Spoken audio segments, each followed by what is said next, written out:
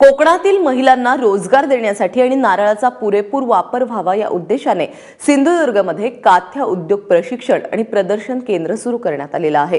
काय आहे यामागची संकल्पना आपण पाहूयात।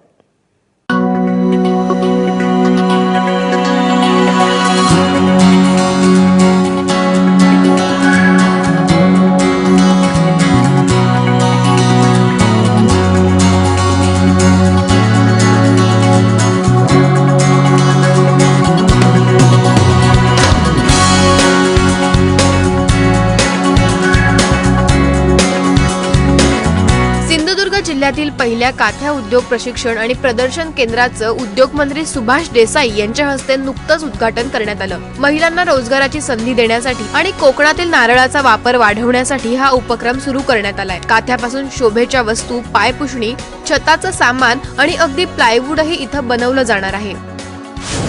काथ्याचं प्रशिक्षण, प्रक्रिया आणि प्रदर्शन केंद्र अशा तिन्ही उपक्रमांसाठी एकच हे संकुल उभं राहणार आहे आणि त्यासाठी कॉयर बोर्डाने मदत केली आहे, भारत सरकारची मदत आहे, राज्य सरकारची मदत आहे आणि लघु उद्योग विकास महामंडळाचा पुढाकार आहे।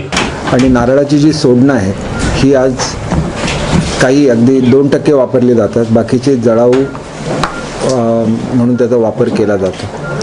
आज जर या सोडणांची किंमत बघितली तर साधारण 400 ते 450 बरोबर आहे ना, कोटी रुपये ही त्याची व्हॅल्यू आहे। पण त्याच्यापासून जर दोरी बनवली तर ते 400 ते 500 कोटी रुपयाचा रोजगार हा महिलांना उपलब्ध होऊ शकतो। जिल्ह्यातील 14 ठिकाणी अशी काथ्या केंद्र उभारली जाणार आहेत। यासाठी 7 कोटींचा निधी राज्य सरकारकडून जिल्हा परिषदेला वर्ग करण्यात आलाय। या उपक्रमाद्वारे 1200 महिलांना रोजगार मिळणार आहे। याशिवाय महिलांनी बनवलेल्या वस्तूंची विक्री आंतरराष्ट्रीय बाजारात करण्याची योजनाही आखण्यात आल्याचं उद्योग मंत्र्यांनी सांगितलंय। सिंधुदुर्गहून सदाशिव लाडसह ब्युरो रिपोर्ट, एबीपी माझा।